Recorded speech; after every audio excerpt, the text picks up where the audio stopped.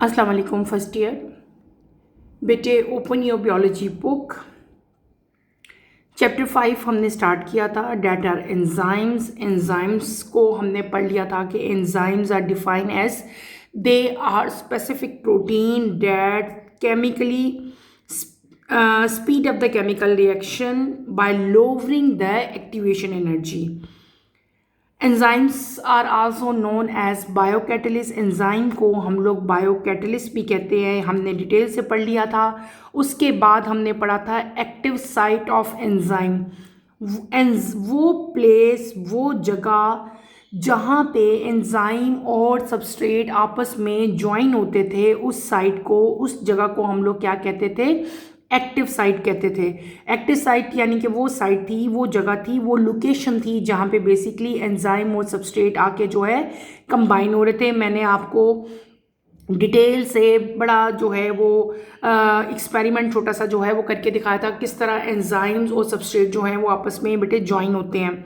फिर हमने पढ़ लिया था कि जो एक्टिव साइट है बेसिकली इसके दो रीजन होते हैं, एक होते हैं बाइंडिंग साइट और एक होती है कैटालिटिक साइट। बाइंडिंग साइट वो होती है जहाँ पे आके बाइंड अप हो रहे हैं, जुड़े हैं एंजाइम और सबस्ट्रेट, और कैटालिटिक साइट वो होती है जहाँ पे बेटे जो है वो रिएक्शन आपका जो है वो कंप्लीट हो रहा होता है या परफॉर्म हो रहा होता है। उसके बाद हमने अपना नेक्स्ट टॉपिक पढ़ा था, that is cofactor and coenzyme. मैंने आपको बताया था कि there are some additional parts. Enzymes के कुछ एडिशनल पार्ट्स भी होते हैं, लेकिन वो एडिशनल पार्ट्स जो हैं they are non protein in nature. पहले हम क्या पढ़ के आए थे? हमने कहा था कि enzymes are protein in nature. अब क्या हो गया कि एंजाइम्स के नॉन प्रोटीन पार्ट आ रहा है। उस नॉन प्रोटीन पार्ट को हमने क्या नाम दे दिया था बेटे? को फैक्टर का नाम दे दिया था। को फैक्टर में मैंने आपको बताया था कि तीन काइंड्स होती हैं। There are 3 kinds of cofactor. Cofactor की 3 काइंड्स हैं। नंबर 1 क्या था? Metal ions. नंबर 2 क्या था? Prosthetic group. और नंबर 3 क्या था? को एंजाइम्स। मेटल आइन में आपके पास डिफरेंट टाइप के metal ions, calcium, magnesium, manganese और जिंक आ रहे थे, ठीक है।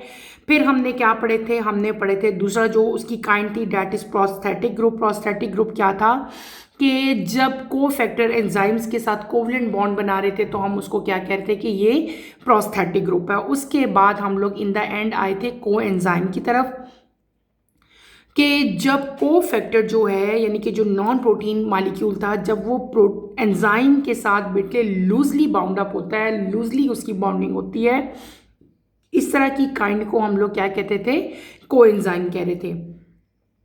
को फैक्टर की जितनी भी तीनों टाइप्स थी, इन तीनों टाइप्स की डेफिनेशन, इन तीनों टाइप्स की जो हमारे पास आ रहा था इनकी एग्जांपल्स, वो भी मैंने आपको डिटेल से पढ़ाई। और इनका मैकेनिज्म क्या है कि जो को फैक्टर था बेटे वो किस तरह आके एंजाइम के साथ जो है वो अटैच होता था, वो सारा मैंने आपको ड्रॉ करके साइकिल दिखाया था। बुक में भी हमने दिखाया था कि कभी कभार, जैसे हम लोग ने, मैंने आपको शुरू में बताया था कि एंजाइम और सबस्ट्रेट जो है वो एक दूसरे के साथ ज्वाइन हो जाते हैं, लेकिन कभी कभार एक्टिव साइट जो है वो ऐसी नहीं होती कि एंजाइम जो है वो सबस्ट्रेट के साथ अटैच हो। तो ऐसे केस में जहाँ पे एक्टिव साइट नॉन फंक्शनल होती है, वहाँ पे आके क्या चीज़ अटैच होती है? को फैक्टर। जैसे कि आपको स्क्रीन पे ये येलो कलर में को फैक्टर नज़र आ रहा है, देखो ये इनएक्टिव साइट थी, यहाँ पे आके क्या अटैच हुआ बेटे? को फैक्टर अटैच हुआ। जब को फैक्टर अटैच हुआ तो इजीली सबस्ट्रेट जो है वो एंजाइम के साथ आके जो है वो अटैच हो गया। बाकी रिएक्शन जो है बिल्कुल वैसे ही होगा जैसे एंजाइम और सबस्ट्रेट के केस में हो रहा था। ये सारा कुछ हमने डिटेल से पढ़ा। आज हम अपना नेक्स्ट टॉपिक जो है बेटे स्टार्ट करेंगे। टॉपिक आपका है 5.3। बुक का पेज है आपका 129। बेटे open your book, page number 129 आज हम स्टार्ट करेंगे। टॉपिक हमारा है मैकेनिज्म ऑफ एंजाइम एक्शन। हमने पढ़ लिया कि व्हाट आर एंजाइम्स क्या हैं, एंजाइम्स के बेसिक जो पार्ट्स हैं वो क्या हैं, एंजाइम अपना एक्शन जो है वो किस तरह परफॉर्म करता है, क्या वो सारा फंक्शन है, वो भी मैंने आपको बताया। फिर हमने एंजाइम का नॉन प्रोटीन जो पार्ट है, non protein molecule that is cofactor, उसको भी हमने डिटेल से पढ़ा। ये भी मैंने आपको बताया कि को फैक्टर जो है वो किस तरह से अपना फंक्शन जो है बेटे परफॉर्म करता है। नेक्स्ट टॉपिक की तरफ हम चलेंगे, that is mechanism of enzyme action. Enzyme जो अपना एक्शन शो कर रहा है वो एंजाइम जो एक्शन है एंजाइम का, उसका मैकेनिज्म क्या है, वो पूरा का पूरा एक्शन जो है वो किस तरह से परफॉर्म होता है, ये मैं आज के टॉपिक में आपको जो है आज के लेक्चर में डिटेल से बेटे पढ़ाऊंगी। Let's start with the reading, then इंशाल्लाह हम इसको साथ साथ जो है एक्सप्लेन मैं आपको करती जाऊंगी। The speed of chemical reaction depend upon the amount of activation energy required to initiate it. Activation energy is the energy which works to destabilize existing chemical bond. Enzyme bring reactant together in correct orientation or stress particular chemical bonds of reactant. Thus, they load the activation energy required for new bonds to form and speed up the rate of reaction. Reactions proceed much faster than their normal speed. The presence of enzyme does not affect the nature or properties of end product. For example, sucrose substrate will always be hydrolyzed into glucose and fructose product, whether sucrase enzyme is present or not. Due to specificity, an enzyme recognize a specific substrate. The substrate bind with the active site of the enzyme. In this way, an enzyme substrate complex is formed and catalytic site is activated. The atom of catalytic site stress and destabilize particle bond of substrate, so activation energy is low. This action initiate the reaction and substrate is transferred into product. After it, enzyme detach itself from the product in an unaltered state. The mechanism of enzyme action can be summarized as follow. In complex metabolic pathway, for example, respiration, photosynthesis, protein synthesis, many enzymes act in a sequence and regulate the step of pathway. The successive enzyme controlling these steps are present together along with their cofactor. The product from one enzyme's catalysis serve as substrate for the enzyme of next step and are transferred into next product. The series goes on and finally end products are formed that inhibit the first enzyme. मैंने जो topic अभी read out किया बेटे, that is mechanism of enzyme action. हमने क्या पढ़ लिया था, हमने पढ़ लिए थे कि व्हाट आर एंजाइम्स, एंजाइम का प्रोटीन पार्ट, एंजाइम का नॉन प्रोटीन पार्ट जो है मैंने आपको डिटेल से पढ़ाया था। आज हम पढ़ेंगे कि एंजाइम का जो एक्शन है बेटे वो कैसे होता है। सबसे पहले क्या होता है कि जो केमिकल रिएक्शन है जो हो रहा है, जो केमिकल रिएक्शन होता है जिसमें भी हमने एंजाइम से अपना पार्ट प्ले करना है, सबसे पहले क्या होगी उसकी अमाउंट ऑफ जो एक्टिवेशन एनर्जी है उस पर जो केमिकल रिएक्शन है वो डिपेंड करता है। What is activation energy? Activation energy क्या होती है? वो एनर्जी जो कि एग्जिस्टिंग केमिकल बॉन्ड को जो है डिस्टेबलाइज कर दे, उसको हम एक्टिवेशन एनर्जी कहते हैं। या सिंपली एक्टिवेशन एनर्जी को आप लोग ये भी कह सकते हो कि वो एनर्जी जो कि किसी भी केमिकल प्रोसेस को स्टार्ट करने के लिए रिक्वायर्ड होती है, उसको हम लोग क्या कहते हैं? एक्टिवेशन एनर्जी कहते हैं। तो जो केमिकल रिएक्शन की बेटे स्पीड है वो किस चीज़ पे डिपेंड करती है? वो डिपेंड करती है एक्टिवेशन एनर्जी पे। एक्टिवेशन एनर्जी क्या करती है? उस एक्टिवेशन एनर्जी की तो मैंने बता दिया कि किसी भी केमिकल रिएक्शन को स्टार्ट होने के लिए जो है बेटे एक्टिवेशन एनर्जी रिक्वायर्ड होती है। एक्टिवेशन एनर्जी बेसिकली कर क्या रही होती है? एक्टिवेशन एनर्जी जो ऑलरेडी केमिकल जो आपकी जो रिएक्शन हो रहा है उसमें ऑलरेडी जो केमिकल बॉन्ड प्रेजेंट होते हैं, सबसे पहले उन बॉन्ड्स को वो क्या कर देती है? ब्रेक डाउन कर देती है, डिस्टेबलाइज कर देती है, वीक कर देती है। ठीक है, उसके बाद क्या आते हैं? वहाँ पे आते हैं एंजाइम्स। एंजाइम्स क्या करते हैं? वो रिएक्टेंट के साथ मिल जाते हैं। क्या करते हैं? एंजाइम्स आएंगे रिएक्शन के अंदर, एंजाइम रिएक्टेंट के साथ कंबाइन होंगे, कंबाइन होके रिएक्टेंट और एंजाइम मिलके जो है वो अपना फंक्शन परफॉर्म करेंगे या केमिकल रिएक्शन जो है उसको जो है परफॉर्म करेंगे। अब जब रिएक्शन स्टार्ट होगा क्या होगा कि एक्टिवेशन एनर्जी बेटे क्या हो जाएगी? लो हो जाएगी। एक्टिवेशन एनर्जी क्या होगी? लो हो जाएगी। उसके बाद क्या हो जाएगा कि न्यू बॉन्ड्स बनेंगे। न्यू बॉन्ड्स बनने के बाद जो रिएक्शन है वो क्या हो जाएगा, स्पीड अप हो जाएगा। अब जो रिएक्शन स्पीड अप हुआ है वो क्यों हुआ है, due to presence of enzymes. जो एंजाइम रिएक्टेंट के साथ आके मिल गए थे, उन एंजाइम्स ने क्या किया कि जो रिएक्शन का जो स्पीड थी ना उसकी, उसको क्या कर दिया, इंक्रीज कर दिया। अगर वो एंजाइम उस रिएक्शन में शामिल ना होते तो रिएक्शन की स्पीड जो है वो क्या रहनी थी, नॉर्मल रहनी थी। लेकिन जब उस रिएक्शन में बेटे एंजाइम आके इन्वॉल्व हो जाते हैं तो उसकी स्पीड जो होती है वो क्या हो जाती है, इंक्रीज हो जाती है। हमने बेसिकली पढ़ा क्या कि रिएक्टेंट के साथ आके क्या शामिल होगा, एंजाइम, ठीक है। न्यू बॉन्ड जो है वो फॉर्म होंगे, रिएक्शन की स्पीड जो है वो इंक्रीज हो जाएगी, एक्टिवेशन एनर्जी जो है वो क्या हो जाएगी, लो हो जाएगी, और रिएक्शन जो है वो प्रोसीड करेगा। प्रोसीड का मतलब होता है आगे मूव करना, फास्टर रेट पे तेज़ी से मूव करेगा, because of the presence of enzyme. Enzyme की जो प्रेजेंस है वो किसी भी केमिकल, जो भी केमिकल है या जो भी रिएक्टेंट है, उनको इफेक्ट नहीं करती और ना ही वो जो एंड प्रोडक्ट है उनको इफेक्ट करती है, ठीक है। एंजाइम की जो प्रेजेंस है, आपको मैंने बताया था ना एंजाइम क्या करते हैं, एंजाइम बेटे रिएक्टेंट के अंदर आके मिक्सअप हो जाते हैं।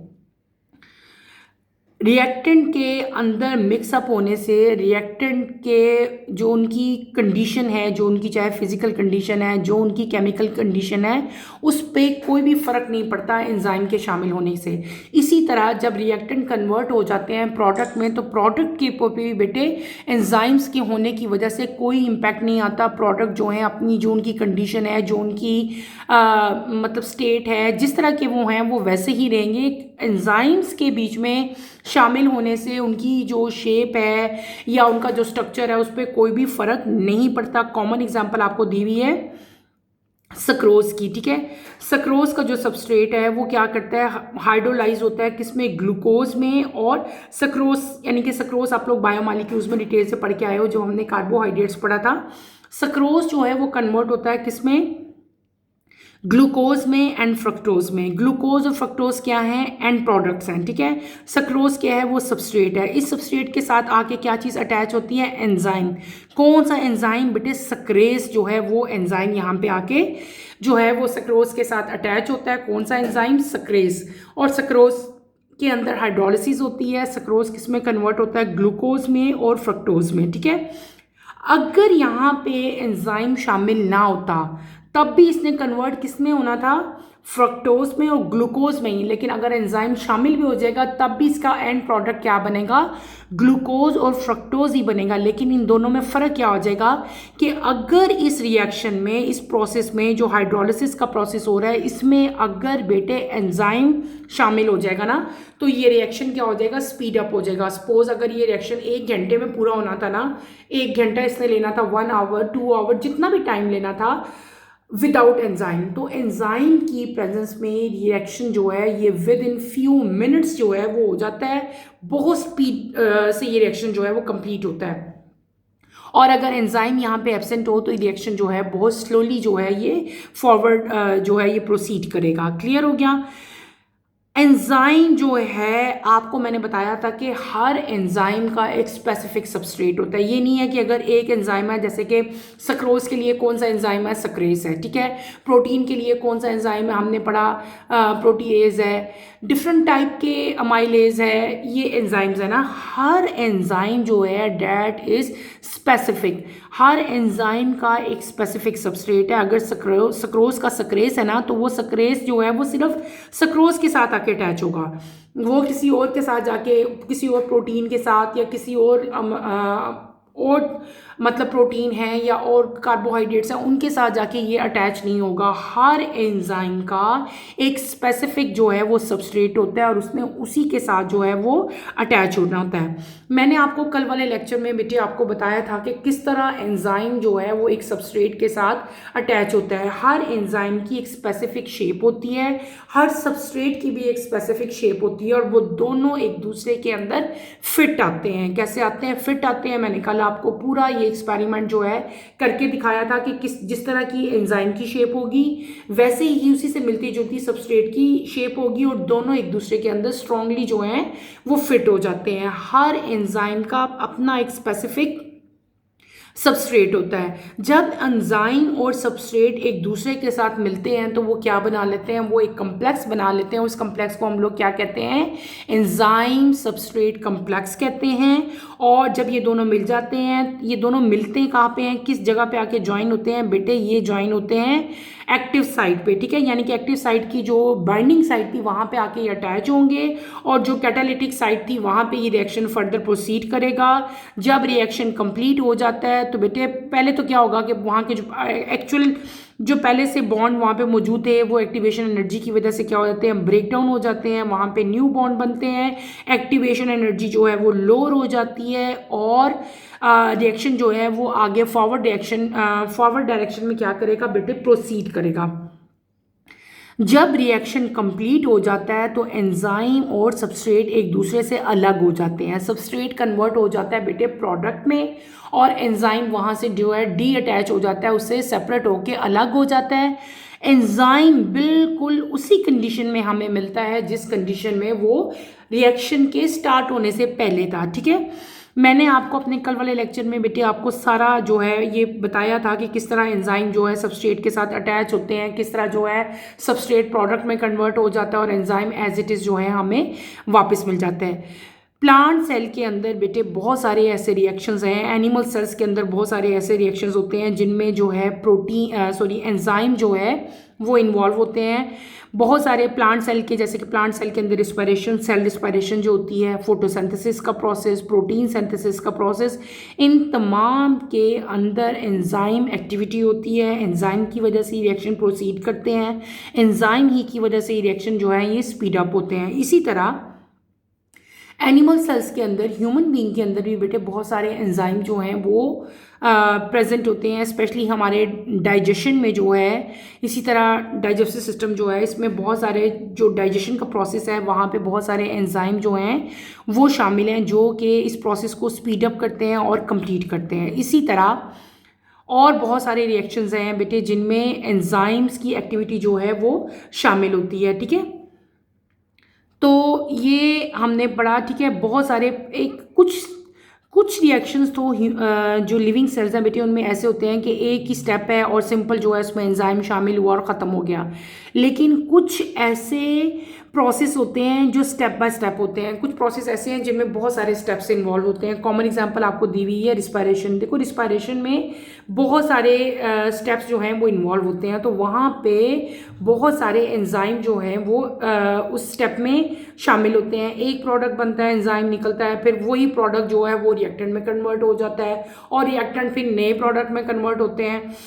जब रिएक्टेंट रिएक्शन करता है, क्योंकि वो साइक्लिक रिएक्शन है, बहुत ज़्यादा पाथवेज में रिएक्शन हो रहे हैं, हर रिएक्शन में जो है आपको एंजाइम जो है वो देखने को मिलता है। एंजाइम जो है वो एक एंजाइम जो है सबस्ट्रेट के साथ सर्व करता है, फिर अगला एंजाइम जो है वो दूसरे सबस्ट्रेट के साथ जो है कम्प्लेक्स बनाएगा। इसी तरह सीरीज ऑफ रिएक्शन जो है वो होती रहेगी और एंड प्रोडक्ट जो है वो आपके पास बनेगा जो कि इनहिबिट कर देगा फर्स्ट एंजाइम की एक्टिविटी को। हमने ये सारा का सारा बेटे क्या पढ़ लिया, हमने पढ़ लिया एंजाइम की एक्टिविटी के, एंजाइम का मैकेनिज्म जो है वो किस तरह होता है। यहाँ पे अगर आप लोग देखो तो आपको स्क्रीन पे बेटे एक ग्राफ जो है वो नज़र आ रहा है, ठीक है। ये ग्राफ क्या है, this is the graph of enzyme activity. Enzyme की एक्टिविटी है, सपोज करो ये आपके पास रिएक्टेंट है, ठीक है, डॉटेड लाइंस में, और दूसरी लाइंस में आपको ये रिएक्टेंट दिखाए हुए हैं, एक रेड लाइन में और एक ब्लू लाइन में आपको शो हो रहा है, ठीक है। वाई एक्सिस पे क्या चीज़ है, एनर्जी। एक्स एक्सिस पे क्या आपको रिएक्शन टाइम बताया हुआ है। ये आपके पास रिएक्टेंट है, ठीक है।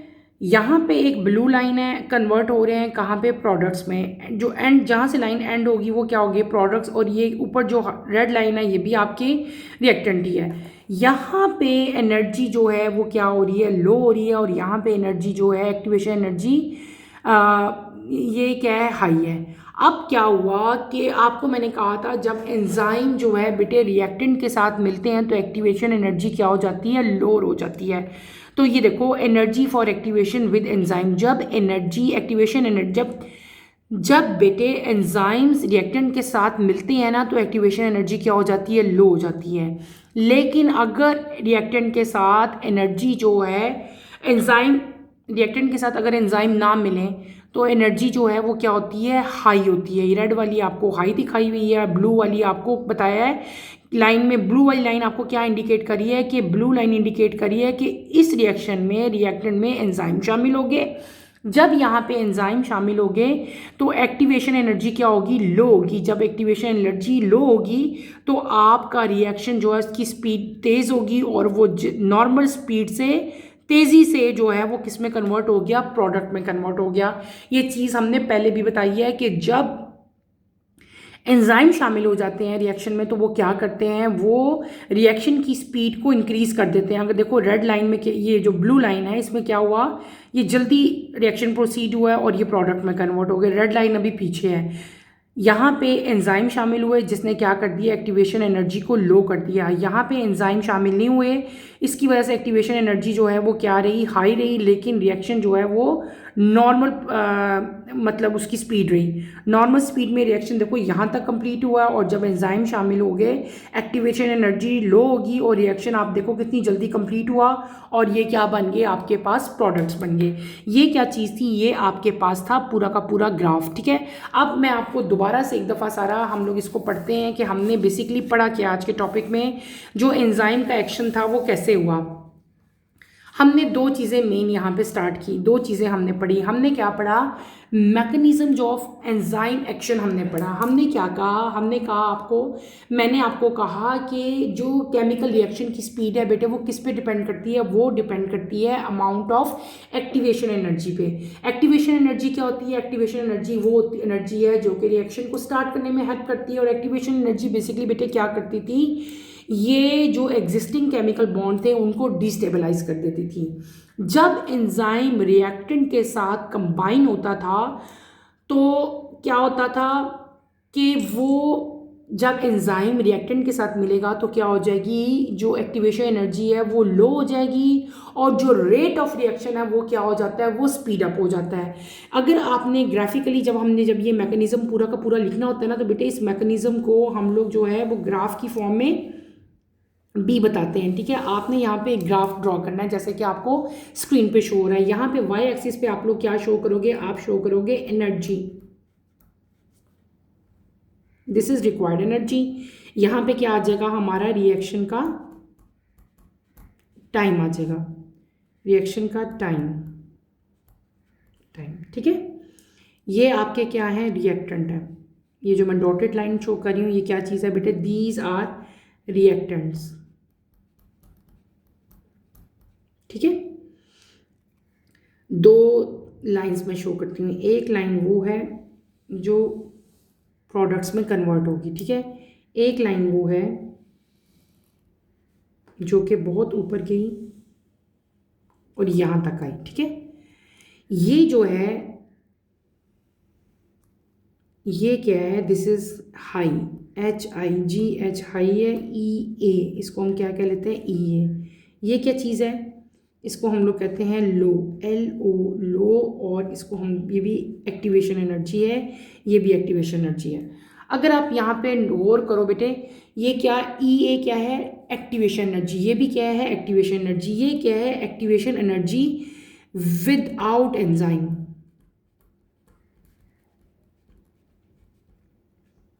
और ये क्या है, विद एंजाइम। ये क्या बने हमारे पास, दीज आर प्रोडक्ट्स। अब आप गौर करो, ये जो मैंने डायग्राम ड्रॉ की, जो मैं ग्राफ बना रही हूँ, ये रिएक्टेंट थे, रिएक्टेंट के साथ क्या मिक्सअप हुए, आके एंजाइम। ठीक है, जब रिएक्टेंट के साथ एंजाइम मिक्स हो जाते हैं तो एक्टिवेशन एनर्जी जो EA है, एक्टिवेशन एनर्जी क्या हो जाती है, लो हो जाती है। ये एक्टिवेशन एनर्जी लो हो जाती है, रिएक्शन स्पीड अप हो जाता है और बहुत जल्दी जो है रिएक्टेंट किस में कन्वर्ट हो जाते हैं, प्रोडक्ट में। अगर रिएक्टेंट के साथ एंजाइम मिक्सअप नहीं होते देन क्या होता है, आपकी एक्टिवेशन एनर्जी जो है वो इंक्रीज़ हो जाती है और आपके रिएक्शन की स्पीड जो है वो बहुत ज़्यादा स्लो हो जाती है, आपका रिएक्शन जल्दी प्रोसीड नहीं करेगा। क्लियर, इसकी समझ आ गई। अब फंक्शन क्या हो रहा है, एंजाइम के साथ बेटे सबस्ट्रेट है, सबस्ट्रेट एक चीज़ होती है सबस्ट्रेट, ठीक है। सबस्ट्रेट के साथ क्या चीज़ अटैच होती है बेटे आके, सपोज ये आपका एंजाइम है, एंजाइम को हम किससे राइट कर रहे हैं, ई से, ई फॉर एंजाइम। एंजाइम के साथ क्या चीज़ आके अटैच होगी, सबस्ट्रेट, ठीक है। सबस्ट्रेट और एंजाइम दोनों कंबाइन हो जाएंगे, आपके पास क्या बन जाएगा, ई एस बन जाएगा। ई एस का मतलब क्या हुआ, एंजाइम सबस्ट्रेट कम्प्लेक्स। क्या बन गया, एंजाइम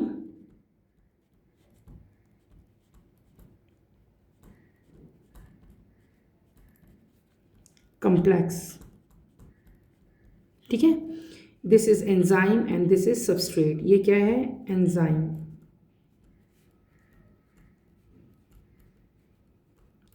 क्लियर। और यहाँ पे जब ये कम्प्लेक्स बन गया, रिएक्शन हुआ, तो आपके पास एंड पे क्या हो गया, एंजाइम अलग हो गया और पी फॉर प्रोडक्ट, प्रोडक्ट जो है वो अलग हो गए। बेसिकली ये रिएक्शन हुआ ना, एंजाइम किसके साथ अटैच होते हैं, आके सबस्ट्रेट के साथ। जब दोनों जुड़ जाते हैं तो क्या बनता है, एंजाइम सबस्ट्रेट कम्प्लेक्स बन जाता है। जब रिएक्शन कंप्लीट हो जाता है तो एंजाइम अलग जो हो जाते हैं और प्रोडक्ट जो है वो अलग हो जाता है। हर एंजाइम का एक स्पेसिफिक सबस्ट्रेट है, उसने उसी के साथ अटैच होना है, किसी और के साथ वो अटैच नहीं होगा, ठीक है। फिर ये दोनों जब कंबाइन होते हैं तो क्या हो जाएगा, एक्टिवेशन एनर्जी जो है वो लो हो जाती है, एक्टिवेशन एनर्जी जो है वो कम हो जाएगी। और ये दोनों कहाँ पे आके जुड़ते हैं, ये जुड़ते हैं एक्टिव साइट पे, ठीक है। एक्टिव साइट की बाइंडिंग साइट पे, उसकी दो साइड थी ना, एक्टिव साइट की बाइंडिंग साइट पे आके ये दोनों एक दूसरे के साथ कंबाइन हो जाएंगे। और कैटालिटिक साइट पे क्या होगा, वो एक्टिवेटेड हो जाएगी, वहाँ पे जो है वो रिएक्शन होगा।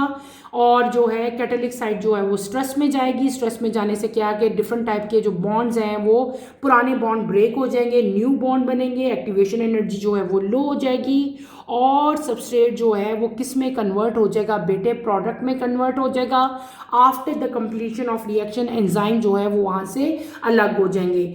जब एंजाइम यहाँ से सेपरेट होते हैं तो ये एंजाइम बिल्कुल अपनी ओरिजिनल कंडीशन ही में हमें देखने को मिलता है, इसी कंडीशन में, इसकी हालत में कोई भी फ़र्क नहीं आता। इसी तरह एंजाइम के रिएक्शन में शामिल होने की वजह से जो रिएक्टेंट हैं बेटे उनके ऊपर भी कोई फ़र्क नहीं पड़ता। ये हमने सारा क्या पढ़ लिया, ये हमने डिफरेंट टाइप की जो है एक्टिविटी जो है वो एंजाइम की पढ़ी। मैंने कल आपको ड्रॉ करके बताए थे बेटे कि हर एंजाइम का अपना एक स्पेसिफिक जो है वो क्या होता है, सबस्ट्रेट होता है। जिस सबस्ट्रेट ने जिस एंजाइम के साथ अटैच होना है उसी के साथ वही होंगे। कॉमन एग्जांपल आपको दी हुई थी सक्रोज की आपकी बुक में, जैसे सक्रोज है, सक्रोज कन्वर्ट होता है किसमें, फ्रक्टोज में और ग्लूकोज में। सक्रोज को कन्वर्जन के लिए जो एंजाइम रिक्वायर्ड है वो कौन सा है, सक्रेज। अब सक्रेज एंजाइम जो है वो हमेशा सक्रोज के साथ ही बाइंड अप होगा, वो किसी और के साथ जाके बाइंड अप नहीं होगा। Is that clear. ये बेटे हमारा आज का टॉपिक था। हमने क्या पढ़ लिया आज के टॉपिक में, हमने पढ़ा मैकेनिज्म ऑफ एंजाइम एक्शन के, जो पूरा का पूरा जो एंजाइम एक्शन है वो किस तरह से परफॉर्म होता है हमने वो पढ़ा, ठीक है। आपको ग्राफिकली और सारा का सारा नीचे जो है रिएक्शन की फॉर्म में जो है मैंने इसको एक्सप्लेन किया। आपने सिर्फ इसी को आज अच्छी तरह से स्टडी करके आना है। इंशाल्लाह कमिंग लेक्चर में हम लोग जो हैं डिफरेंट टाइप के मॉडल्स हैं एंजाइम एक्शंस के, उनको स्टडी करेंगे। नेक्स्ट लेक्चर की नोटिफिकेशन के लिए बेटे आप चैनल को शेयर करें, लाइक करें और सब्सक्राइब करें। और यहीं पे मैं अपना टॉपिक ख़त्म करती हूँ। इंशाल्लाह नेक्स्ट टॉपिक में, नेक्स्ट लेक्चर में आपसे दोबारा मुलाकात होगी। टिल देन अल्लाह हाफिज़। फर्स्ट ईयर टेक केयर बेटे, अपना बहुत सारा ख्याल रखिएगा।